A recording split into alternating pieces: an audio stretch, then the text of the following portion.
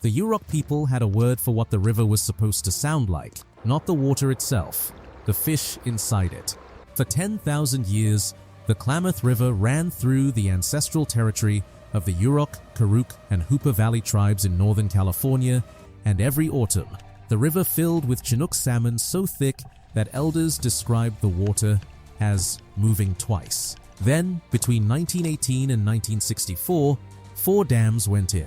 The salmon stopped coming, the river kept moving, but it no longer sounded right. For 107 years, the tribes filed complaints, petitions, lawsuits, and testimony. They were told the dams were necessary. They were told the salmon would adapt. They were told to wait. In 2024, the dams came down. In the first season after removal, Chinook salmon swam 360 miles upstream, past every boundary scientists had drawn, into spawning grounds that had not seen a salmon since 1918. The tribes had been saying this would happen for over a century. Nobody listened until the fish proved it. The Klamath River begins in the high desert of southern Oregon. It drops through lava fields, canyon walls, and old-growth forest before crossing into northern California and reaching the Pacific Ocean near the town of Requa. 423 miles of river, one of the longest on the west coast, and for most of human history on this continent, one of the most productive salmon rivers on Earth. The Yurok tribe has lived at the mouth of the Klamath for at least 10,000 years. Their territory stretches along the final 44 miles of the river before it meets the ocean, a stretch of ancient redwood canyon that the tribe has never left and never ceded. For the Yurok, the Klamath was not a resource. It was the organizing principle of everything. Their calendar tracked the salmon runs. Their ceremonies marked the fish's arrival and departure. Their diet, their trade, their oral history, their spiritual framework, all of it flowed from the same source the river did. Elders described the autumn Chinook run as a sound you could hear before you could see it. The river surface would break in hundreds of places simultaneously as fish pushed upstream in numbers too large to count accurately. Historical estimates place the annual Chinook salmon run on the Klamath at somewhere between 800,000 and 1 million fish per year before European settlement. The Karuk tribe, whose territory sat further upstream in the canyon reaches of the river, maintained similar relationships with the same runs. So did the Hoopa Valley tribe, whose reservation sits at the confluence of the Klamath and Trinity rivers, a meeting point the Hoopa considered among the most sacred geography in their world. 3 distinct tribal nations, 1 river, 10,000 years of unbroken relationship. Then the 20th century arrived with different plans. In 1906, a Portland-based power company called the California-Oregon Power Company began surveying the Klamath River for hydroelectric potential. Their engineers looked at the river's steep gradient, its consistent flow, and its canyon topography, and saw exactly what they were looking for. The tribes looked at the same river and saw what they had always seen. The 2 assessments were incompatible, and in the political and legal framework of early 20th century California, only one of them carried institutional weight. The first dam, Copco Dam No. 1, was completed in 1918. It sat 190 miles from the ocean, deep in the Klamath Canyon in Siskiyou County.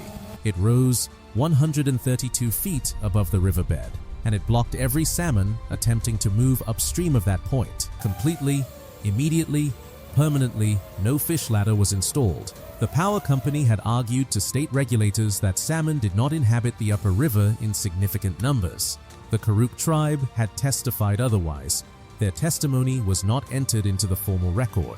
A second dam, Copco No. 2, followed in 1925. The J.C. Boyle Dam in Oregon came in 1958. The Iron Gate Dam, the lowest and most complete barrier on the system, was finished in 1964. 4 dams, 4 walls across a river that had run unobstructed since the last ice age. The Chinook salmon that had once moved as far as 300 miles upstream were now confined to the lowest 190 miles of river below Iron Gate. The upper watershed, the cold, clear, high elevation reaches where the largest and oldest fish had always spawned, went quiet. Tribal fishermen on the lower river noticed the change in the salmon almost immediately. Not just the numbers, though the numbers dropped fast. The fish themselves were smaller. Younger, the big ancient Chinook that tribal elders called the ones that remembered the whole river fish that had returned to the uppermost spawning grounds year after year for their entire lives, those fish had no upper river to return to. Within 2 generations of the first dam's construction, they were functionally gone. What remained was a truncated population running a shortened river. And then, in the summer of 2002, the lower river delivered its final warning. A federal decision to divert water from the Klamath to irrigation projects downstream reduced the river flow to critically low levels during the fall Chinook run. The water warmed, dissolved oxygen dropped, and somewhere between 34,000 and 70,000 adult Chinook salmon died in the lower Klamath River in a single month. It was the largest adult salmon kill ever recorded in the continental United States. The Yurok tribe released a formal statement. It was 3 paragraphs long. The final paragraph said only that the tribe had warned this would happen and had been warning it for 84 years. Nobody who read that statement could point to a moment when the warning had been wrong. The 2002 fish kill did not produce immediate action. It produced studies. Federal agencies commissioned reports. State regulators requested assessments. The power company, by then operating under the name Pacificorp, submitted its own hydrological analysis, arguing the fish kill was primarily caused by natural drought conditions rather than dam operations. That argument did not hold up scientifically, but it held up long enough. The formal relicensing process for the 4 Klamath dams had begun in 2000. Under normal federal procedure, relicensing required the dam operator to demonstrate that the dams were not causing unacceptable harm to fish populations. The evidence by 2002 suggested otherwise. But the relicensing process moved at the speed of federal bureaucracy, which is to say slowly. The Yurok, Karuk, and Hoopa Valley tribes submitted formal intervention documents. Scientists from the National Marine Fisheries Service flagged the coho salmon population on the Klamath as critically endangered. Environmental groups filed legal challenges. Oregon and California state agencies raised objections. Pacificorp continued operating. Then came the mini twist. In 2010, after a decade of legal and regulatory proceedings, Pacificorp made a calculation that surprised everyone watching. The cost of retrofitting all 4 dams to meet modern fish passage requirements, installing functional fish ladders, modifying water release schedules. Meeting new temperature standards was estimated at between $300 and $500 million. The company ran the numbers. Removal was cheaper. Pacificorp signed a removal agreement, not because the science finally won, not because the tribes finally won, because the economics shifted. The river's fate had been decided in a boardroom. But what happened when the dams actually came down, nobody in that boardroom had modeled correctly. The demolition began in January 2024, not with explosives, with excavators. The Iron Gate Dam, the lowest structure on the system, the one that had blocked salmon from the upper river since 1964, was the first to come down. Engineers had spent 3 years preparing the river for what removal would release. Behind the 4 dams sat 4 reservoirs. Those reservoirs had been collecting sediment for over a century, an estimated 20 million cubic yards of it. Sand, silt, organic matter, and debris that the river had been carrying toward the ocean for 100 years and depositing instead behind concrete walls. The removal plan had to account for all of it.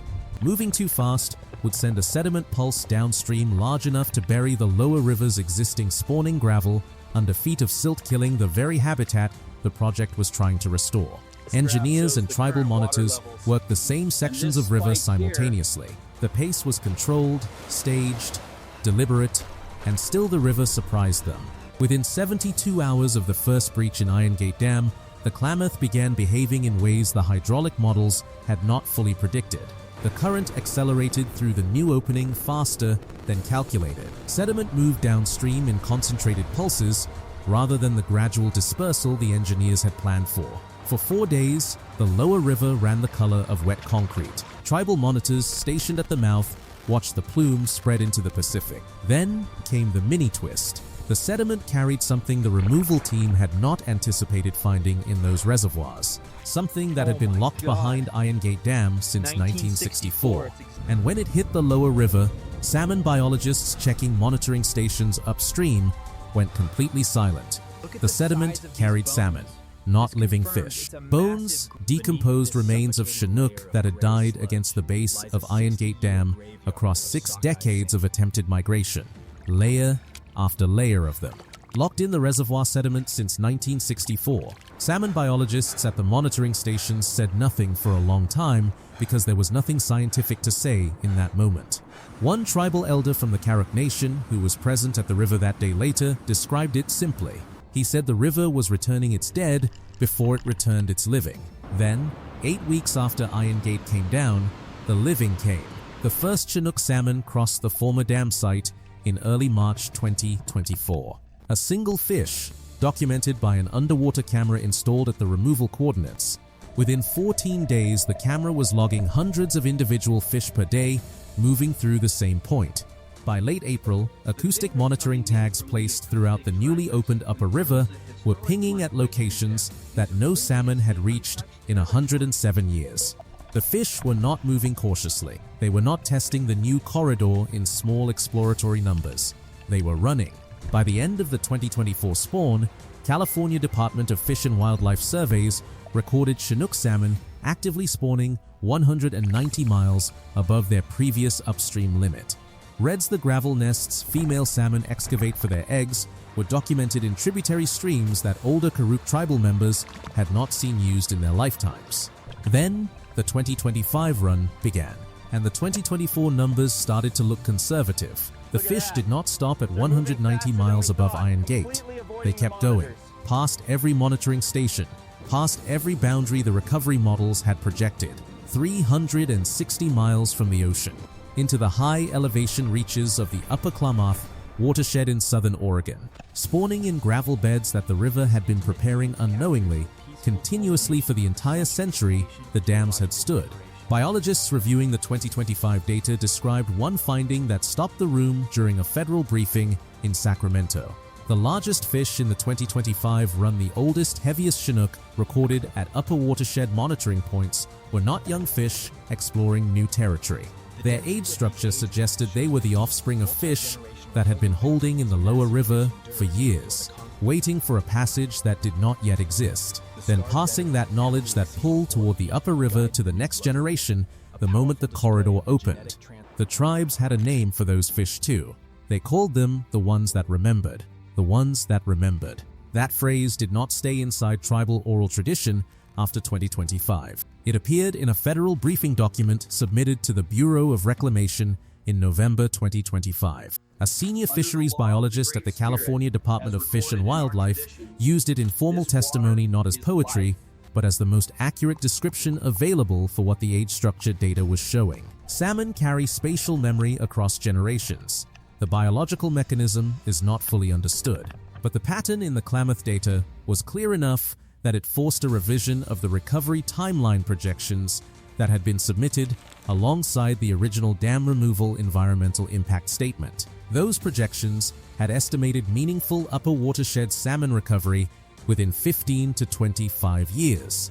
The 2025 data suggested that timeline was wrong by a decade or more.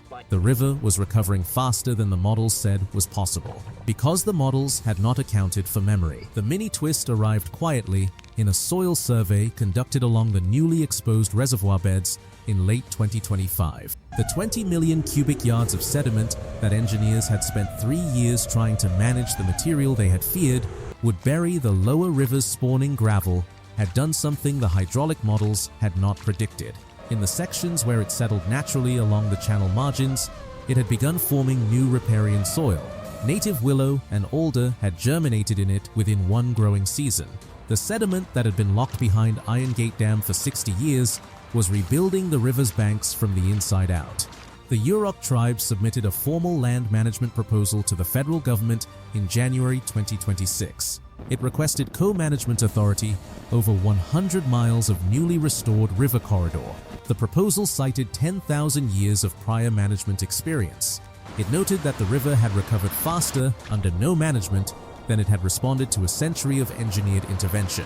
Across the United States in 2025, 100 dams were removed from rivers in a single calendar year, the highest annual total ever recorded. The Klamath data was cited in the justification documents for 31 of them, 360 miles of salmon, 107 years of waiting, 4 dams, and a river that turned out to remember exactly what it was for the moment anyone gave it the chance to prove it. If rivers like this one matter to you, the ones that fought back this channel keeps finding them.